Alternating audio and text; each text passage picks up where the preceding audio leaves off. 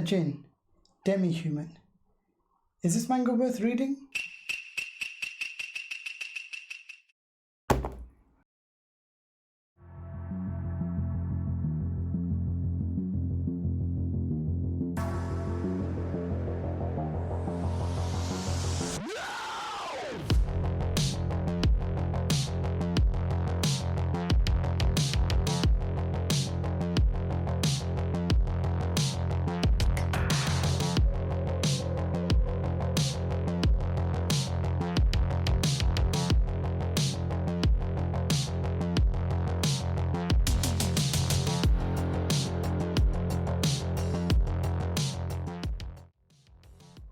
Hey guys, and welcome to my initial reaction review video on Ajin.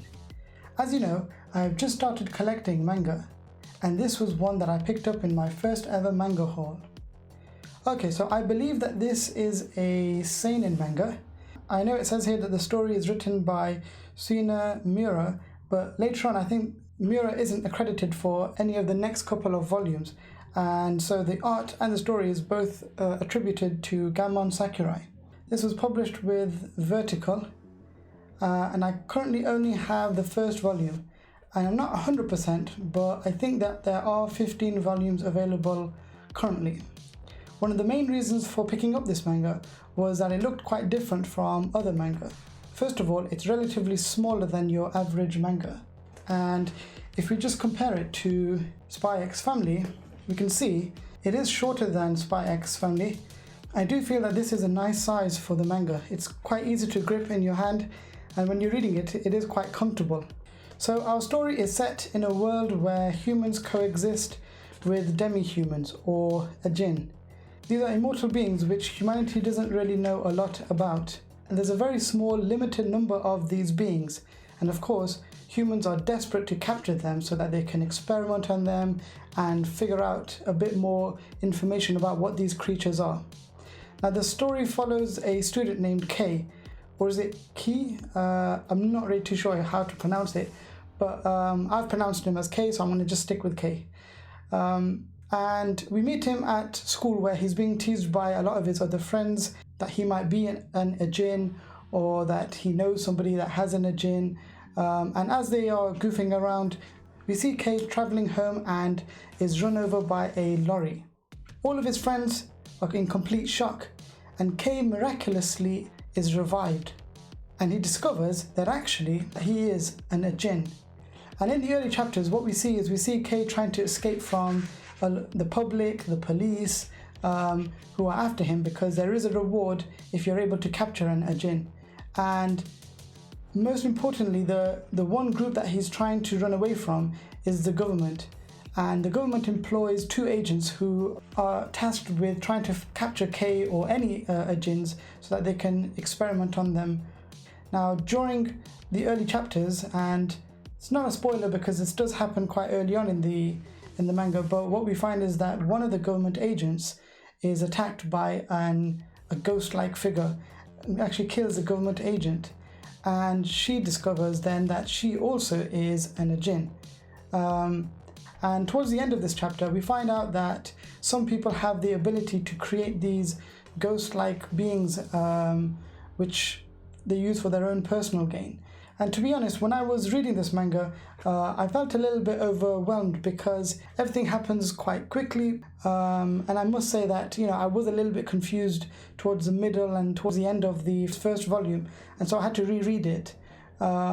And while reading this manga, I didn't feel a connection with many of the characters. Even the main character, K, there's not a lot that I know about him, besides the fact that, he's been run over and he's an Ajin. I don't really know anything about him, so maybe Sakurai could have taken his time a little bit with fleshing out a few of the characters, and maybe towards the end of this volume, then have K run over by the lorry, discovering that he's actually an Ajin, and then moving on to the next volume.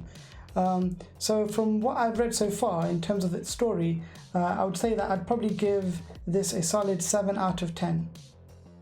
Moving on to the art in places is very impressive, especially towards the end of the chapter. The art is really good, but when I look at the art in this manga compared to some of the other works that I've seen, you know, it is really good, but I don't feel as though it's not really the art style that I kind of enjoy.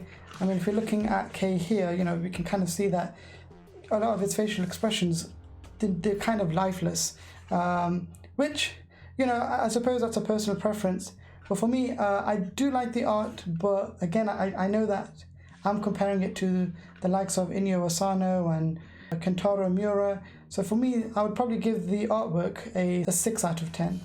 As a complete package, I probably do want to read the next volume just to see how it pans out, but I don't feel as though I need to rush out and get it.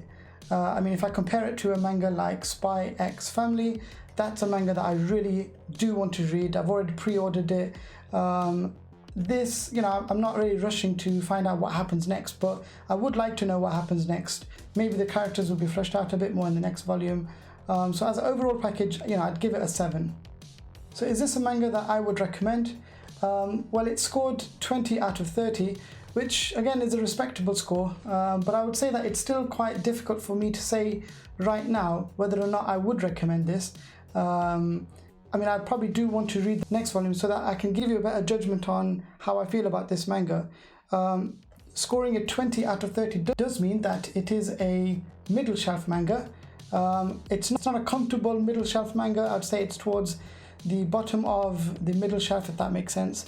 One that you know, for me personally, I'm not going to rush out to try and get all of the volumes. I definitely want to get the next volume just so that I can see what happens and how this story develops. So I think that's it for this video, guys. Please leave a comment down below if you're thinking of picking up this manga, or if you already have this manga, what are your thoughts on it? I'd love to know, you know, how you feel about this.